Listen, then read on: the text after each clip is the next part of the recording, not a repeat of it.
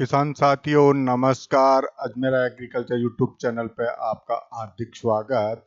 कल अपन ने देखा था भिंडी की फसल के अंदर खेत की तैयारी।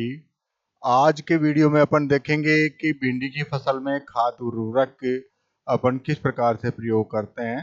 देखें, भिंडी की फसल के लिए 1 हेक्टर खेत की तैयारी करके और अपन उसके अंदर 250 से 300 क्विंटल प्रति हेक्टर अपन गोबर की अच्छी सड़ी हुई खाद समान मात्रा में बिखेर कर और उसमें अच्छी तरह से मिला देते हैं। फिर उसके बाद में मृदा प्रयोगशाला की सिफारिश के अनुसार इसमें 100 किलो नाइट्रोजन, 60 किलो फास्फोरस व 60 किलो पोटास की आवश्यकता अपन को होती है। नाइट्रोजन की आधी मात्रा व फास्फोरस व पोटास की पूरी मात्रा को अपन यानी खेत के अंदर पहले अपन मिला देते हैं और मिलाने के बाद में अच्छी तरह से अपन उस खेत को कल्टीवेटर की सहायता से मिला के और समतल कर लेते हैं पाटा दिला के, और फिर उसके बाद में अपन इसमें भिंडी की बुआई करते हैं। जो शेष अपने पास जो आधी मात्रा नाइट्रोजन की बच गई उसको अपन 2 भागों में बराबर बराबर बांट के और भिंडी लगाने के 20 से 25 दिन बाद में एक प्रथम डोज तो अपन नाइट्रोजन का देते हैं और सेकंड डोज जब भिंडी में फ्लावरिंग आती है उस टाइम पे अपन इसके अंदर सेकंड डोज टॉप ड्रेसिंग के रूप में अपन नाइट्रोजन की दे देते हैं। आगे अपन बात करते हैं कि इसमें सिंचाई व निराई गुड़ाई। तो भिंडी की फसल में अपन सिंचाई की आवश्यकता अपन को मौसम पर आधारित होती है। जैसे ग्रीष्मकालीन भिंडी लेते हैं अपन तो इसमें प्रति सप्ताह अपन को सिंचाई करनी होती है, और वर्षाकालीन भिंडी के अंदर अपन को मानी पानी की आवश्यकता के अनुसार, जैसे मान लो वर्षा गैप लगा देती है तो इसके आधार पे अपन इसमें सिंचाई करते हैं। अब बात करते हैं निराई गुड़ाई की। तो ग्रीष्मकालीन फसल के अंदर 2 से 3 निराई गुड़ाई अपन करते हैं और पौधों पे मिट्टी चढ़ाते रहते हैं, और वर्षाकालीन जो भिंडी लेते हैं उसके अंदर अपन 3 से 4 निराई गुड़ाई की आवश्यकता होती है।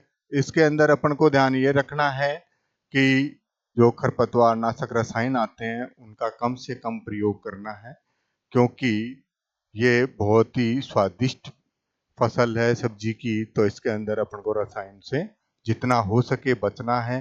खरपतवार नाशक रसायन का प्रयोग अपन को नहीं करना है। आगे अपन बात करते हैं कि इसके अंदर जो प्रमुख कीट हैं वो कौन कौन से लगते हैं। तो इसके अंदर आता है आपका पहला फल छेदक कीट। जो इसकी इल्लियां क्या करती है कि पहले तो पौधे के तने के अंदर सुरंग बना के और उसमें ग्रीन पार्ट्स को खाती रहती है। फिर उसके बाद में वो आपकी धीरे धीरे यानी फलों के ऊपर भी आक्रमण कर देती है, और फलों के अंदर जब ये अंदर से ग्रीन पार्ट्स को खाती है तो फल आपके यानी मुड़ जाते हैं। इसके भिंडी मुड़ी हुई सी आपको मिलती है जिससे उसके बाजार भाव गिर जाते हैं। इसका कंट्रोल करने के लिए अपन को पास में क्विनोल फॉस 25 सीसी जो है उसकी 2 से 3 ml प्रति लीटर के हिसाब से अपन गोल बनाकर इसका छिड़काव करते हैं तो इस कीट का नियंत्रण हो जाता है। अगला कीट इसके अंदर आता है जेसिड। जो जेसिड जो है बहुत ही बारीक कीट है जिसको अपन नंगी आंखों से नहीं देख पाते हैं, और ये पत्तियों के नीचे की सिरों से यानी रस चूसता है और पत्तियां पीली पड़ के झड़ने लगती है और पौधा कमजोर होके आपका नष्ट हो जाता है। इसके कंट्रोल के लिए डाइमिथोएट 30 सीसी जो है अपन उसकी 2 से 3 ml मात्रा प्रति लीटर पानी में मिलाकर अपन इसका स्प्रे करते हैं तो इसका कंट्रोल आपका हो जाता है। अगला इस कीट इसके अंदर आता है सफेद मक्खी, जिसको व्हाइट फ्लाई बोलते हैं। व्हाइट फ्लाई भी पौधों से रस चूसती है, पौधों की पत्तियों से फलों से यानी तनों से ये रस चूस के पौधे को कमजोर कर देती है, और ये जितना रस चूस के नुकसान नहीं पहुंचाती उससे कई गुना ये वायरस जनित बीमारी फैला के पहुंचाती है। तो इसका कंट्रोल अपन को डाइमिथोएट 30 सीसी 2 से 3 ml प्रति लीटर पानी के हिसाब से गोल बना के अपन अगर इसका स्प्रे करेंगे तो इसका व्हाइट फ्लाई का कंट्रोल भी हो जाता है। अगर ये बात करते हैं अपन इसके अंदर बीमारियां कौन कौन सी आती है, तो बीमारियां जो है वो इसके अंदर पहला आता है चूर्ण आसिता। चूर्ण आसिता जो है उससे क्या होता है कि पत्तियों की नीचे की सतह पे सफेद पाउडर सा और ऊपरी सतह पाउडर सा जमा हो जाता है चूर्ण टाइप का, जिससे फोटोसिंथेसिस की क्रिया डैमेज होती है और पत्तियां अपना भोजन नहीं बना पाती, पौधा कमजोर होके नष्ट हो जाता है। इसके लिए अपन को गंधक का चूर्ण जो घुलनशील आ रहा है वो 2.5 ग्राम प्रति लीटर पानी के हिसाब से घोल बनाकर अपन स्प्रे करेंगे तो इसका कंट्रोल हो जाता है। अगला इसके अंदर आता है येलो पित्तसिरा मोजेक, जिससे क्या होता है कि पत्तियों की जो आपकी सिराएं हैं वो पीले पड़ने लगती है और पीले पड़ के पत्तियां धीरे धीरे सूख जाती है। ठीक, तो इससे जो पत्तियों को जो अपने धीरे धीरे सूखती है तो पौधे में इससे काफी नुकसान होता है और उपज में भी इसकी गिरावट आती है।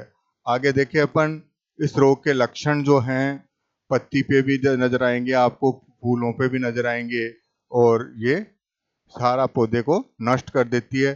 तो इसकी रोकथाम के लिए अपन को मिथाइल टेमेटोन जो है 25 सीसी जो आ रही है वो 2 से 3 ml प्रति लीटर पानी के हिसाब से घोल बनाकर अपन इसका स्प्रे करेंगे तो ये कंट्रोल हो जाता है। अब बात करते हैं भिंडी की अपन को उपज कितनी प्राप्त होती है। तो ग्रीष्मकालीन भिंडी जो है उससे अपन को 50 से 60 क्विंटल प्रति हेक्टर उपज प्राप्त होती है और जो वर्षाकालीन जो भिंडी आ रही है उसमें अपन को यानी 90 से 100 क्विंटल प्रति हेक्टर अपन को उपज इसकी प्राप्त होती है। अब बात करते हैं अपन इसकी भिंडी की तुड़ाई कब करें। तो फर्स्ट फ्लावरिंग आती है तो इसकी तुड़ाई कर लेनी है, फिर प्रत्येक तीसरे रोज अपन इसको भिंडी की तुड़ाई कर लेते हैं जिससे अपन को बाजार भाव अच्छे मिलते हैं, क्योंकि हर तीसरे रोज अपन इसकी तुड़ाई करेंगे तो आपको कच्ची भिंडी प्राप्त होगी और उसके बाजार भाव भी आपको अच्छे मिलेंगे और अच्छा मुनाफा अपन इससे कमाएंगे। धन्यवाद किसान साथियों, कल फिर नए वीडियो के साथ मिलेंगे।